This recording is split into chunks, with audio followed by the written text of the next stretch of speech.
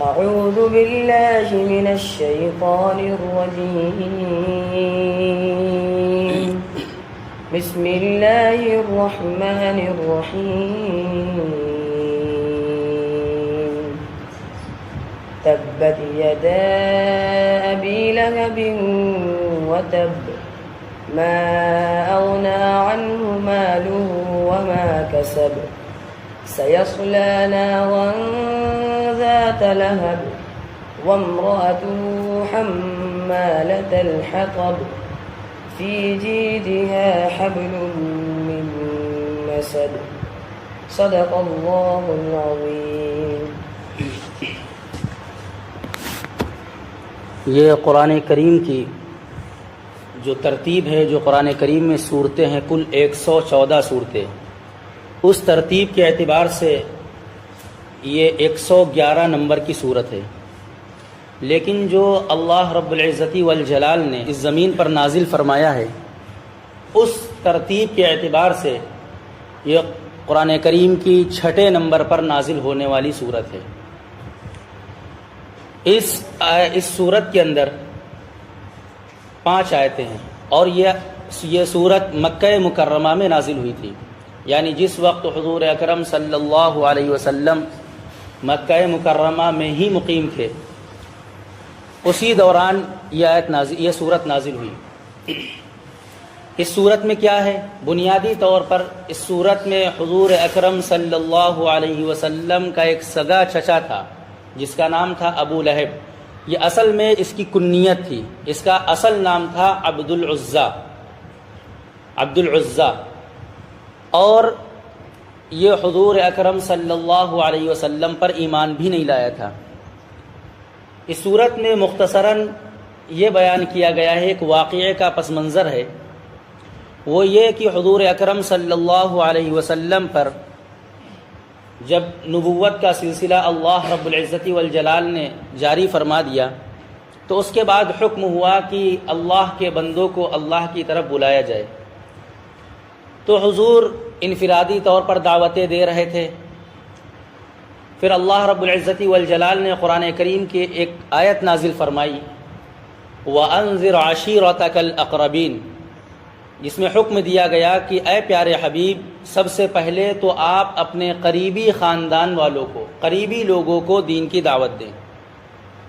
تو اس وقت مکہ مکرمہ کے لوگوں کا ایک طریقہ کار تھا کہ جب کوئی خاص طریقے کی علامت یا کوئی خاص موقع ہوتا اور کسی چیز سے آگاہ کرنا ہوتا، متنبع کرنا ہوتا، تو صفا پہاڑی پر چڑھ جاتے. مثال کے طور پہ خبر ملی کہ کل یہاں کوئی حملہ کرنے والا ہے، تو ان میں سے کوئی ایک بندہ کوہ صفا پر چڑھ جاتا اور وہاں سے اعلان کرتا کہ بھائی قریب آ جاؤ. گھر سے لوگ نکل کر آتے تو اس کو خبر دی جاتی بھائی کل یہاں حملہ ہونے والا ہے، تیاری کرو. یعنی کوہ صفا پر چڑھ کر کسی خاص چیز کے بارے میں مطلع کیا جاتا تھا کہ بھئی خاص واقعہ پیش آنے والا ہے. تو جب حضور اکرم صلی اللہ علیہ وسلم کو حکم یہ ہوا کہ آپ سب سے پہلے اپنے خاندان والوں کو دین کی دعوت دیں، تو حضور اکرم صلی اللہ علیہ وسلم کوہ صفا یعنی صفا پہاڑی پر چڑھے اور اپنے خاندان والوں کو آواز لگائی. تو حسب معمول سب بھاگتے ہوئے آ گئے. تو حضور اکرم صلی اللہ علیہ وسلم نے فرمایا کہ بھائی میں پہاڑ کے اوپر ہوں، اگر میں یہ کہوں کہ پہاڑ کے اس طرف دشمن ہیں جو تمہارے اوپر حملہ کرنے والے ہیں، کیا تم میری بات مانو گے؟ سب نے کہا کہ آپ کبھی جھوٹ نہیں بولے، آپ نے کبھی بددیانتیں نہیں کی ہے، آپ نے کوئی ایسا کام نہیں کیا ہے، تو ہم یقیناً آپ کی بات کو سچ مانیں گے. آپ جو بھی کہیں گے ہم آپ کی بات کو سچ ہی مانیں گے، آپ کی بات ہم جھوٹی نہیں مان سکتے ہیں. تو حضور اکرم صلی اللہ علیہ وسلم نے فرمایا پہاڑی کے پیچھے کوئی دشمن نہیں ہے، لیکن میں تمہیں اللہ کے عذاب سے ڈرا رہا ہوں جو عنقریب اگر تم اللہ کو ایک نہیں مانو گے وہ تمہیں آ پکڑے گا. تو حضور کا یہی سگا چچا جس کے نام سے پوری صورت ہے، ابو لہب، اس نے ہاتھ جھڑکتے ہوئے کہا تبن لک لہذا جمعتنا، کہ کیا تم نے ہمیں اسی لیے جمع کیا تھا؟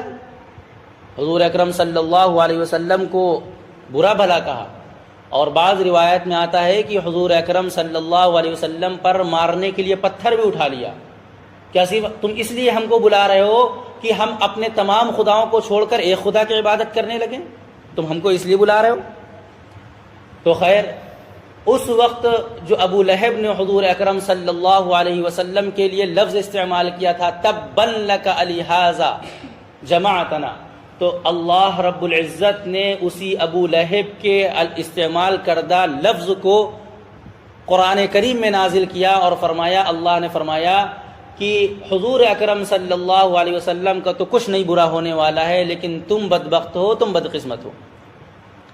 یہ تھا ضرور حضور کا سگا چچا، لیکن حضور کے لیے بڑی نفرت رکھتا تھا، لوگوں کو جمع کرتا، لوگ بیٹھے ہوتے ایک جگہ، کہتا محمد کہتے ہیں کہ مرنے کے بعد ایسا ہوگا ایسا ہوگا، اپنے ہاتھوں کو سامنے رکھتا، جس طریقے سے نجومی دیکھتے ہیں کہ بھائی کیا ہوا، تمہاری شادی ہوگی کہ نہیں، تم غریب رہوگے مالدار ہوگے، جس طریقے سے لوگ دیکھ کر بتایا کرتے ہیں۔ اور یاد رکھیں یہ بھی ایک شرک ہے۔ تو وہی کہتا محمد تو کہتے تمہارے ساتھ ایسا ایسا ہوگا، کہتا دیکھو ہم تو بالکل صحیح سلامت ہیں، ہمیں تو کچھ نظر نہیں آ رہا ہے کہ ہمارا کچھ نقصان ہونے والا ہے یا ہمارا کوئی فائدہ ہونے والا ہے، ہمیں تو کچھ نظر نہیں آ رہا۔ تو حضور اکرم صلی اللہ علیہ وسلم کی نعوذ باللہ تحقیر کرتا اور حضور اکرم صلی اللہ علیہ وسلم کی تبلیغ کا ایک طریقے سے مذاق اڑایا کرتا تھا۔ اس سے بڑی بدبختی کا کام یہ کیا کہ حضور کی 2 بیٹیوں کا نکاح اسی ابو لہب کے 2 بیٹوں کے ساتھ طے ہو چکا تھا، عتبہ اور عتیبہ، یعنی حضور کی 2 بیٹیوں کی شادی ابو لہب کے 2 بیٹوں کے ساتھ ہونا تھا۔ جب حضور اکرم صلی اللہ علیہ وسلم نے دین کی تبلیغ شروع کی ہے اور کہا ہے قولوا لا الہ الا اللہ، کہہ دو اللہ ایک ہے، تفلحوا، تو تم کامیاب ہو جاؤ گے، جب یہ بات کہی تو ابو لہب بدبخت نے اپنے دونوں لڑکوں کو بلایا، کہا اگر تم محمد الرسول اللہ صلی اللہ علیہ وسلم کی دونوں بیٹیوں کو طلاق نہیں دیتے ہو یا ان سے علیحدگی اختیار نہیں کرتے ہو یا ان سے اپنا رشتہ نہیں توڑتے ہو تو ہمارا تم سے کوئی تعلق نہیں۔ تو عتبہ جو تھا وہ تو خاموش ہو گیا، اس نے رشتہ ختم کر لیا اپنا کہ بھائی ہمیں نہیں کرنی شادی۔ عتیبہ تھا جو دوسرا لڑکا تھا ابو لہب کا، وہ باقاعدہ حضور اکرم صلی اللہ علیہ وسلم کے پاس گیا اور بہت نازیبہ حرکت کی، حضور اکرم صلی اللہ علیہ وسلم کو برا بھلا کہا۔ تو اس وقت حضور نے بددعا کی، اے اللہ اس کے پیچھے تو اپنے کتوں میں سے کتا لگا دے۔ اچھا دیکھیں یہ تھے کافر ضرور، رسول اللہ کے منکر ضرور تھے اور رسول اللہ صلی اللہ علیہ وسلم کی باتوں کا مذاق ضرور اڑایا کرتے تھے، لیکن ان کفار کو بھی حضور کی باتوں کا بڑا یقین تھا کہ اگر حضور نے یہ کہہ دیا کہ ہوگا یہ تو ہونا طے ہے۔ جس دن حضور نے کہہ دیا کہ اے اللہ اپنے کتوں میں سے کتا لگا دے، بس اسی دن سے اس کے دل میں دہشت بیٹھ گئی۔ بہرحال تو ابو لہب کے لیے جو بددعا کی گئی تھی یا ابو لہب کے بچوں کے لیے جو بددعا کی گئی تھی وہ اسی طرح بالکل سامنے نظر آئی اور دنیا نے اپنی آنکھوں سے دیکھا جس طریقے سے اللہ رب العزت والجلال نے قرآن کریم میں ذکر کیا۔ اب کیا ہوا یہ کہ سب سے پہلے عتیبہ جس کے بارے میں حضور اکرم صلی اللہ علیہ وسلم نے بددعا کی تھی، جس لڑکے نے حضور صلی اللہ علیہ وسلم سے بدتمیزی کی تھی آ کر، تو یہ لوگ دوسرے ملکوں میں دوسری جگہوں پر تجارت کے لیے جایا کرتے تھے اور اس وقت یہ انتظامات نہیں تھے۔ ہوتا یہ تھا کہ جنگلوں کا سفر ہو رہا ہے، ایک پورا قافلہ ہے، پھر جہاں موقع ہوا وہیں خیمہ لگا لیا، وہیں رات میں قیام کیا، اس کے بعد اگلے سفر پہ چل دیے۔ تو رات میں جس جگہ ان لوگوں نے پڑاؤ ڈالا رات گزارنے کے لیے، رات میں سونے کے لیے، تو وہاں کے لوگوں نے، قریب کے لوگوں نے بتایا کہ یہاں شیر ہیں، ذرا بچ کر رہنا۔ فوراً عتیبہ کا ذہن چلا گیا کہ اب تمہاری خیر نہیں ہے، تو پورے قافلے والوں نے جتنے اس کے ساتھ میں تھے سب نے اس کا بستر بیچ میں بستر لگوایا کہ اگر بائی چانس کوئی اس طریقے کی چیز آئے بھی تو عتیبہ تک نہ پہنچے۔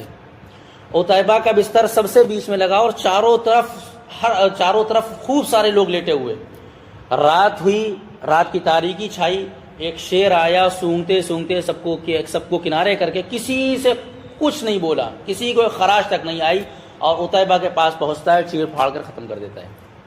تو حضور اکرم صلی اللہ علیہ وسلم نے بددعا فرمائی تھی، وہ بددعا اسی طرح بالکل سامنے آ گئی، اپنے کتوں میں سے کتا لگا دیا۔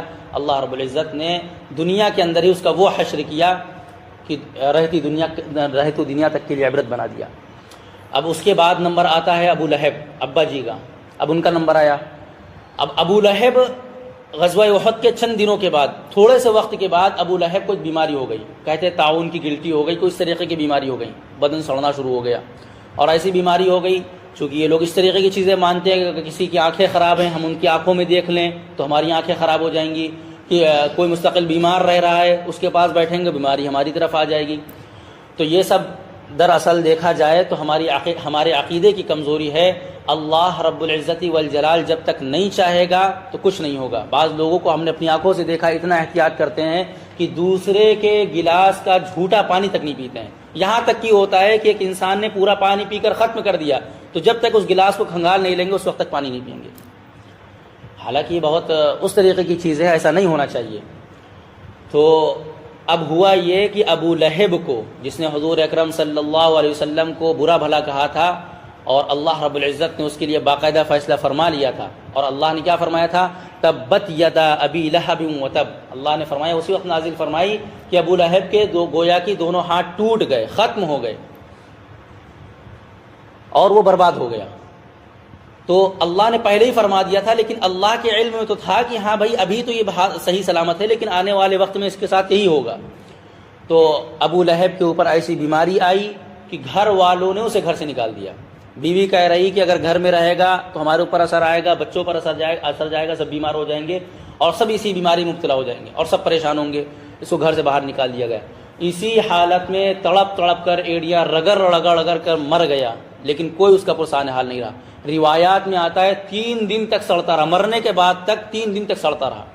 اور ابو لہب کا کیا معاملہ تھا؟ ابو لہب بڑا مالدار شخص تھا اور خانہ کعبہ کی بڑی ذمہ داری اس وقت تھی اس کے پاس، خزانچی طریقے کا تھا اور مالدار بھی تھا۔ اور ابو لہب اس کو اسی لیے کہا جاتا تھا، اصل میں اس کا نام تھا عبد العزیٰ، ابو لہب اسی لیے کہا جاتا تھا کیونکہ یہ بڑا خوبصورت تھا۔ لہب مانے ایک چمکتی ہوئی چیز، انگارہ، تو لوگوں نے اس لیے اس کا نام ابو لہب رکھا، اس لیے اس کی کنیت پڑی کیونکہ یہ زیادہ خوبصورت تھا، ساری چیزیں اس کے پاس تھی۔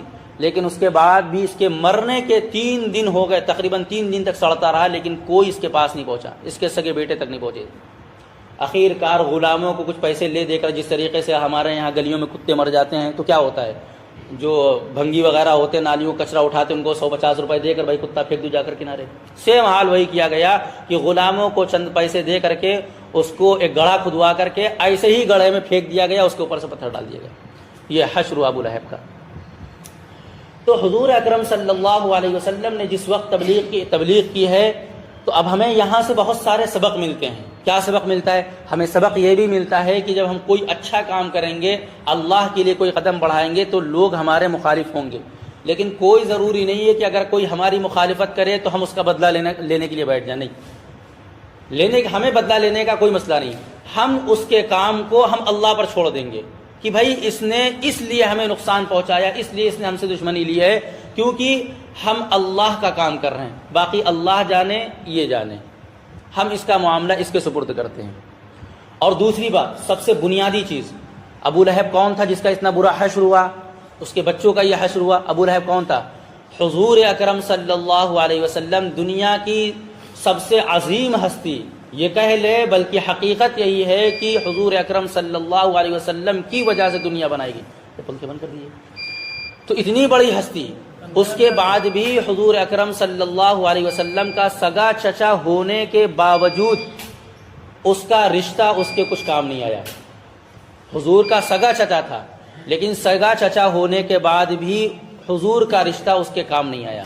تو کیا مطلب یہ ہے کہ اگر ہمیں اپنی آخرت بنانی ہے تو ہمیں خود اپنے اعمال کرنے ہوں گے، ہماری کوئی یاری، کوئی رشتہ داری، کوئی تعلقات ہمارے کام آنے والے نہیں، کسی طریقے کے کوئی تعلقات ہمارے کام آنے والے نہیں ہیں۔ حضور اکرم صلی اللہ علیہ وسلم نے تمام صحابہ کو بھی مخاطب کر کے فرمایا تھا کہ بھائی اگر چاہتے ہو میدان محشر میں تمہارا حشر اچھا ہو، تمہاری قبر منور ہو، تمہاری آخرت بہتر ہو تو تم خود اپنے اعمال کرو۔ یہاں تک کہ اپنی لاڈلی سب سے چہیتی بیٹی حضرت فاطمہ رضی اللہ تعالی عنہا کو مخاطب کر کے حضور نے فرمایا، بیٹی یہ مت سمجھنا کہ تمہارے ابا نبی ہیں تو تمہاری قبر میں کچھ ان کی سفارش ہو سکتی ہے، اپنی آخرت خود بناؤ۔ تو ایک بہت بنیادی پیغام ہمیں اس صورت سے یہ لینا ہے کہ ابو لہب تو حضور کا سگا چچا تھا لیکن اس کے بعد بھی اس کے دل کے اندر ایمان نہیں تھا، تو اس کو دنیا کے اندر بھی ذلت و رسوائی کا سامنا کرنا پڑا اور اس کے بعد آخرت میں بھی ذلیل ترین آدمیوں میں سے وہ شمار کیا جائے گا۔ آگے اللہ فرما رہا ہے ما اغنى عنہ مالہ وما کسب، لوگ اپنے مال پر، اپنی اولاد پر فخر کرتے ہیں کہ ہمارے سامنے کوئی مسائل آئیں گے تو ہمارا مال ہمارے کام آ جائے گا، ہماری اولاد بچا لے گی، ہمیں ہمارے کام آ جائے گی۔ تو اللہ فرما رہا ہے کہ ابو لہب کے پاس مال بھی خوب تھا اور اس کو اپنی اولاد پر بھی خوب فخر تھا کہ ہماری اولاد انتہائی فرما بردار ہے، بڑی طاقتور ہے، بڑی اثر و رسوخ والی ہے، تو لہذا ہمارا کوئی کچھ نہیں بگاڑ سکتا۔ اللہ فرما رہا ہے کہ بھیا جی کا بھی وہی حشر ہوا، ابا جی کا بھی وہی حشر ہوا، نہ ابا جی بھیا کے کچھ کام آ سکے، نہ بھیا ابا کے کچھ کام آ سکے، نہ ابا کے پاس جو بھرا ہوا رکھا تھا وہ کچھ کام آ سکا۔ تو کیا مطلب یہی ہے کہ اگر اللہ کو ناراض کرو گے تو ہمارے پاس جو بھی اسباب ہے سارے اسباب دھرے کے دھرے رہ جائیں گے۔ اگر اللہ کی ناراضگی کو ہم نے مول لے لیا تو ہمارا حشر اچھا نہیں ہوگا۔ آگے اللہ فرما رہا ہے اس کی بیوی کے بارے میں، وَامْرَأَتُهُ حَمَّالَةَ الْحَطَبِ، اس کی بیوی بڑی سخت تھی، اس کی بیوی کا نام تھا ام جمیل، اور اس کا یہ بھی حضور اکرم صلی اللہ علیہ وسلم کی سخت دشمن تھی، ایسی دشمن تھی کہ یہ کہنا مشکل ہے کہ حضور کا زیادہ بڑا دشمن ابو لہب تھا یا زیادہ بڑی دشمن ابو لہب کی بیوی ام جمیل تھی۔ بہرحال دونوں دشمن تھے حضور کے۔ ام جمیل کے بارے میں تو یہاں تک آتا ہے کہ حضور اکرم صلی اللہ علیہ وسلم کے راستے میں لا کر کانٹے بچھا دیتی تھی اور لکڑی کا گٹھر لا کر ڈال دیتی تھی حضور کو تکلیف پہنچانے کے لیے۔ تو اللہ کیا فرما رہا ہے؟ اللہ فرما رہا ہے کہ اپنے شوہر کی جو ایک طریقے کا بڑا ضدی تھا، بڑا ہٹ دھرم تھا، بڑا نافرمان تھا، اس کے ظلم میں اس کی بیوی نے ساتھ دیا، تو اللہ نے فرمایا کہ اس کی بیوی کا حشر بھی اس کے شوہر کے ساتھ ہی ہوگا۔ کیا مطلب یہ ہے کہ اگر کوئی انسان گناہ کر رہا ہے، ہم مثال کے طور پہ آپ گناہ کر رہے ہیں، ہم گناہ نہیں کر رہے ہیں، لیکن ہم آپ کا ساتھ دے رہے ہیں، ہم مشورے دے رہے ہیں، ہم آپ کو پیسے دے رہے ہیں، ہم آپ کو راستے دے رہے ہیں، آپ کو پناہ دے رہے ہیں، تو جتنے بڑے مجرم آپ ہیں اتنے ہی بڑے مجرم ہم ہیں۔ ہم نے کیوں پناہ دیا آپ کو؟ ہم نے کیوں آپ کا سپورٹ کیا؟ ہم نے کیوں آپ کا ساتھ دیا؟ تو گویا کہ گناہ کرنے والے کا تو گناہ اپنے ساتھ ہے، لیکن جو لوگ گناہ کرنے والوں کا ساتھ دے رہے ہیں اس کے گناہ میں، ان کا حشر بھی انہی کے ساتھ ہوگا جو لوگ گناہ کرتے ہیں۔ اللہ رب العزت قرآن کریم کی اس آیت میں کیا فرما رہا؟ ترجمہ دیکھ لے، تبت یدا ابی لہب وتب۔ اللہ فرما رہا ہے تبت یدا ابی لہب وتب، ابو لہب کے دونوں ہاتھ شل ہو جائے اور وہی برباد ہو جائے۔ ما اغنا عنہ مالہ وما کسب، ابو لہب کا نہ ہی اس کا مال اس کے کام آیا اور نہ ہی اس کی اولاد اس کے کام آئی۔ سیصلی نارا ذات لہب، عن قریب اس کو دہکتے ہوئے انگاروں اور شعلوں میں ڈالا جائے گا۔ اچھا، ابو لہب کی لوگوں نے کنیت اس لیے رکھی تھی کیونکہ سرخ تھا، بڑا خوبصورت تھا، گورا چٹا تھا، اس لیے لوگ ابو لہب کہتے ہیں۔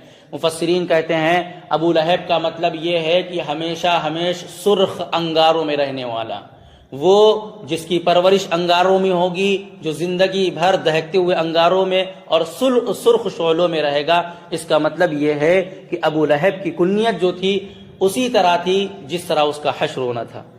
وامرأتہ، اور اس کی بیوی بھی، حمالۃ الحطب، جو لکڑی کا گٹھر اٹھا کر لایا کرتی تھی بڑی دولت مند، لیکن اتنی بخیل، اتنی کنجوس تھی کہ گھر کے اوپر سارے اسباب تھے، لیکن اتنی بخیل تھی کہ گھر پر لکڑیاں جلانے کے لیے، چولہا جلانے کے لیے خود جایا کرتی تھی لکڑی لینے، کہیں لکڑی خریدنی نہ پڑ جائے یا جس سے ہم لکڑی منگوائیں گے اس کو کچھ پیسے نہ دینے پڑ جائے، اتنی بڑی بخیل تھی۔ فی جیدہا حبل من مسد، اس کی گردن میں بٹی ہوئی خطرناک رسی ہے۔ کیا مطلب؟ یہ بٹی ہوئی رسی دنیا کے اعتبار سے بھی حقیقتاً، اچھا ابا کی موت ویسے آئی کہ اس کو بیماری ہو گئی، سڑ گئے، گڑے میں ڈال دیا گیا، بھیا کی موت ایسے آئی کہ ان کو شیر نے چیر پھاڑ دیا۔ اب بیوی کا نمبر آیا، اب جب بیوی کا نمبر آیا تو بیوی کی موت اس طرح آئی کہ جس طرح دیکھا ہوگا، اس طرح سوشل میڈیا پر دیکھا گیا ہے، ہم لوگوں نے تو براہ راست نہیں دیکھا، کہ عورتیں جب پیچھے بوجھ لاتی ہیں تو پیچھے پٹی نما لاتی ہیں اور یہاں پیشانی پر اپنی ان کی پٹی ہوتی، پٹی پیشانی پر ہوتی ہے اور پیچھے بوجھ ہوتا ہے، اس کی وجہ ہے تاکہ بیلنس بنا رہے، زیادہ بوجھ پیٹھ پر بھی نہ ہو اور سر پر تھوڑی سی پٹی رہے گی، وہ رسی رہے گی جس کا بوجھ پیچھے جو بوجھ ہے اس کا اثر تھوڑا سا یہاں رہے گا۔ تو اسی طرح لایا کرتی تھی، بوجھ لاتی پیچھے اور اس کے بعد پیشانی پر وہ رسی لگا لیا کرتی، اس طرح لایا کرتی تھی۔ اتفاق سے ایک دن ہوا ایسا کہ راستے میں آ رہی تھی، وہ رسی کھسکتی ہوئی اچانک کھسک کر گردن پر آ گئی اور اس کے بعد اسی حالت میں اس کی موت ہو گئی، گھٹ گھٹ کر اس کی موت ہو گئی۔ یہ حشر ہوا ہے ان لوگوں کا جن لوگوں نے جناب آقا محمد عربی صلی اللہ علیہ وسلم کی نافرمانی کی تھی اور آپ کو ستایا تھا، اور آپ کو صرف اس لیے ستایا تھا کہ وہ لوگ آپ صلی اللہ علیہ وسلم اللہ کی طرف بلاتے تھے اور دین کی دعوت دیتے تھے۔ اس لیے میرے بھائیوں، ہم سب کو بھی کوشش کرنا چاہیے، اور یہی کوشش کرنا چاہیے کہ ہم سب حضور اکرم صلی اللہ علیہ وسلم سے سچی محبت کرنے والے بن جائیں، اور جو اب حضور کے نائبین ہیں، جو لوگ بھی دین کا کام کر رہے ہیں، دین کے لیے محنت کر رہے ہیں، دین سے محبت رکھتے ہیں، ان سے ہم لوگوں کو خوب محبت کرنی چاہیے اور ان کا خوب احترام کرنا چاہیے۔ جیسا کہ عام طور سے دیکھا جاتا ہے، ہم یہ دیکھتے ہیں ہمارے محلے سے مشورے کے بعد لوگ ملاقاتوں کے لیے گئے۔ کیوں گئے؟ اس لیے گئے کہ ہم ان کو نماز کے لیے بلا کر لائیں۔ اب ہوتا کیا ہے؟ اب ہوتا یہ ہے کہ جو باہر نوجوان کھڑے ہیں، بعض مرتبہ ان کی پیشانیوں پر بل آ جاتا ہے، غصہ بھی آتا ہے۔ تو یاد رکھیں، اب پہلی چیز تو یہ ہے کہ ہم نماز کے لیے خود نہیں آ پائے اذان ہونے کے بعد، یہ ہماری بدقسمتی ہے۔ اس کے بعد ایک بہت برا کام ہم یہ کر رہے ہیں کہ ہم جب ہمارے پاس کوئی اچھی بات لے کر آ رہا ہے، یہ کہنے آ رہا ہے کہ بھائی نماز پڑھ لو چل کے، تو ہم اس سے غصہ ہو رہے ہیں، گویا کہ ہم دین کی دعوت دینے والوں سے غصہ ہو رہے ہیں۔ وہ دین کی دعوت کیسی بھی ہو، کوئی کہے کہ بھائی شراب چھوڑ دو، کوئی کہے بھائی سود چھوڑ دو، کسی بھی طریقے کا برا کام چھوڑنے کے لیے کہے، کسی طریقے کا اچھا کام کرنے کا حکم دے، اگر کوئی بھی ایسا کہہ رہا ہے، وہ چاہے خود کتنا گنہگار ہو، اس سے مطلب نہیں، لیکن اگر ہمیں اچھائی کا حکم کر رہا ہے، وہ اگر ہمیں برائی سے روک رہا ہے، تو اس کا مطلب یہ ہے کہ وہ دین کا کام کر رہا ہے، اور ایسا کام کر رہا ہے کہ اگر ہم اس کی باتوں پر عمل کریں گے تو اللہ راضی ہوگا، اگر ہم اس کو دھتکاریں گے یا اس سے ہم ناراض ہوں گے تو ہو سکتا ہے اللہ توفیق چھین لے کہ ہم چاہ کر بھی سالوں سال مسجد کا رخ نہیں کر سکتے ہیں۔ تو اس لیے سب سے پہلے تو ہم سب خود جناب آقا محمد الرسول اللہ صلی اللہ علیہ وسلم کی سچی محبت اپنے دلوں میں بٹھائیں، اور اس کے بعد جو لوگ دین کا کام کر رہے ہیں ان کی محبت بھی دل میں رکھیں، اور جو لوگ دین کا کام کر رہے ہیں ان کے معاون یعنی مددگار بننے کی کوشش کریں۔ اللہ تعالی ہم سب کو سمجھنے کی توفیق نصیب فرمائے۔ درس قرآن کی مزید مجالس کے لیے اس چینل کو سبسکرائب کریں۔